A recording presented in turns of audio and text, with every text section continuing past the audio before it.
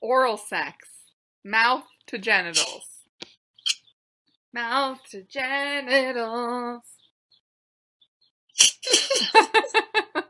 Yep.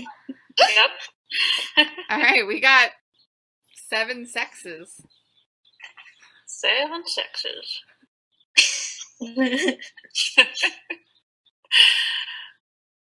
Why? I kind of feel like I mean, it has sex in the name. that's what I was gonna say. Like, yeah. I think, when I was younger, I didn't really think this counted. Because sort of that idea, like, there are levels, and this is like, one base, and like there has to be maybe penetration happening for it to be like real sex.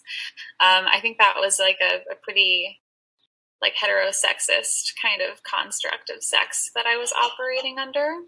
So when I learned more and sort of broke out of that worldview, that's when I started to think that, like, yeah, this is definitely sex.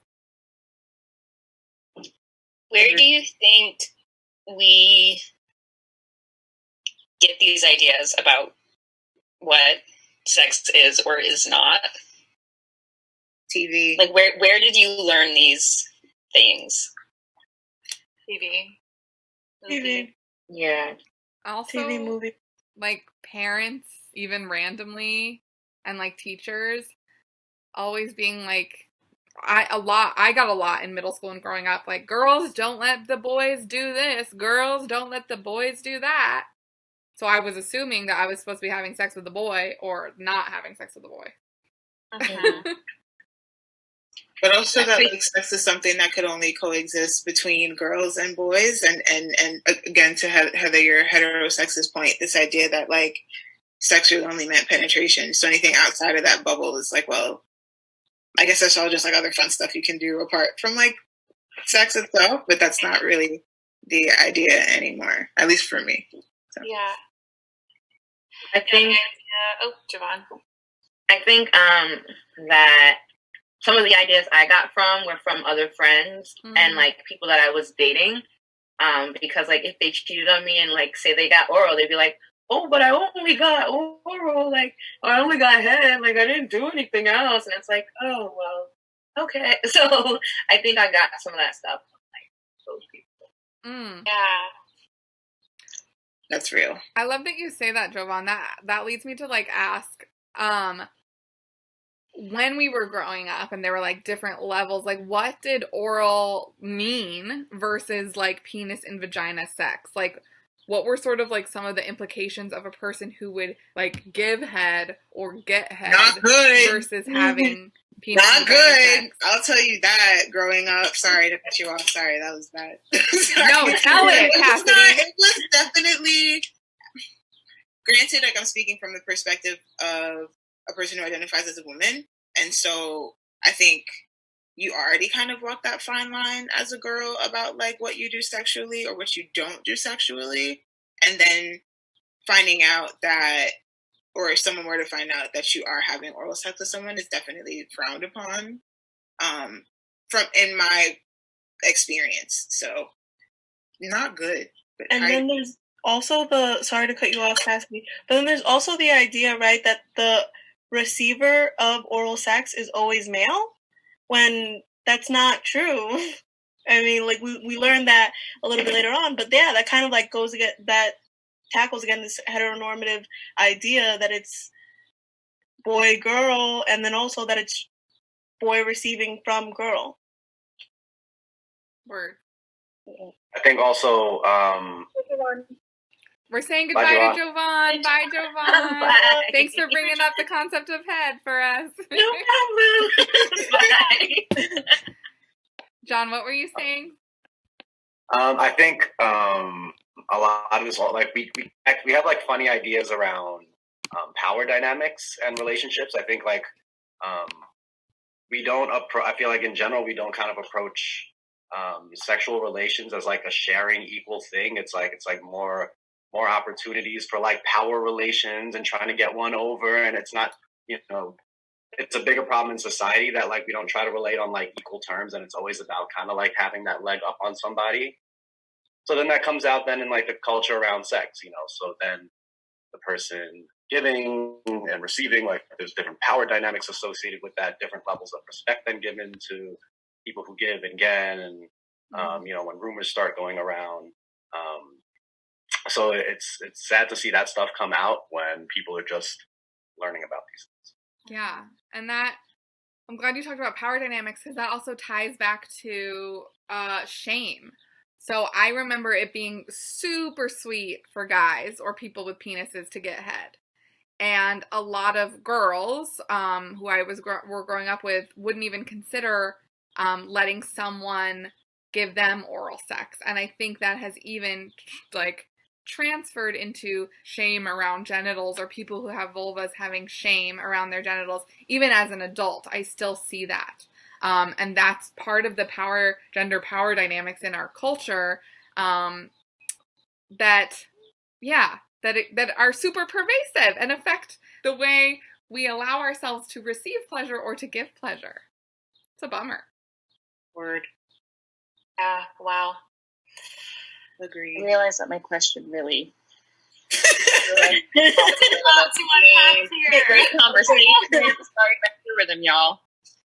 There's a lot to unpack. Great question, though. And yeah, just one more. I think this like conversation about power is really making me think about how, you know, when you intentionally try to strip that power away and try to sort of let go of those like gender roles in sex, I think that's when it becomes this really like holistic like exploration of pleasure. And I think that's, for me, when I started to think about sex like that, that's when I started to really broaden my definition of sex, and when like a lot more of these things started to come into play. And I considered them sex when I was just using all those sort of gender roles. That was really like putting all these walls up for me. So yeah. Interesting. Wow. Yeah. Lot to unpack. We're not even halfway through. Heather, you want to read the next one? Yes. Okay. Intercourse, so penis to vagina or anus, with a partner who is asleep. This is why you gotta listen. See, I almost put up the wrong one, y'all. Right? Oh. Oh, no. No. No! No. Consent. No consent. No consent. Consent needed. If it's not consensual, then it's rape. They're unconscious. You can't dump tea on someone who's unconscious. They can't drink it like that. Wait, Eliza, what were you saying? Finish your point. Say it louder. I said if it's not, if this sex isn't consensual, it's rape. It's not sex. Yep. But what if, I mean, if we're just defining sex acts, penis in a vagina is technically sex. Not without consent. That's called rape. Mm-hmm. I'm just... Because if it's... consent is the difference between... Yeah. So Sex and a rape, penis, a penis in a vagina or an anus without consent is what? Rape. It's rape. Yes. Not sex. Not And rape sex. is not. Yep. Word. So is sex always consensual to be considered sex? All of these things we said were sex, do they always have to be consensual? 100% of the time. Always. Anything, Yes. anything else is what? Rape. Rape or assault. Rape or assault. Yeah. Yeah. Good point. Bring it all the way back to power. Rape is not about pleasure or like a mutual exploration of pleasure. It's about power. It's about having power over someone else and taking someone else's power. So definitely not sex. Just so we can clarify that, clear that up if it needed some clarifying. Word. And sometimes there's this term out there now, like gray rape, where it's not sure. Like, no, there's no gray areas. Either you have consent or you don't. If you're not clear about it, get clarification. If you don't get clarification, yeah, I mean, that's out there. And it's false. It's a false concept. You either have consent and it's clear, or you don't. And if it's not clear, then you don't have consent. Right. And remember, consent is FRIES, freely given, reversible, informed, enthusiastic, and specific. So, I mean, I'm so glad you said that. I'm so glad you listed FRIES for us, Eliza, because so specific. So if I say you want to have sex, but I am considering fingering to be sex and you're not, and then I try to finger someone who didn't have that same definition as sex, that's why it has to be specific, right? Because as we're seeing, all 6 of us here on the screen have different definitions of what sex is, besides being consensual. So even if you want to have sex with someone, you have to be specific about that act, that type of sexual activity. Mm-hmm. Yes, Mariah. I'm so glad you said that. Yeah, and if you're like starting with one thing and then you're interested in like kind of moving into doing something else, new consent, y'all. That requires asking, that requires checking in, and you can't move forward with doing something different. Even if you've already started like doing some other kind of sexual activity, you got to check in, you got to get consent before moving on to doing that thing. Before switching it up.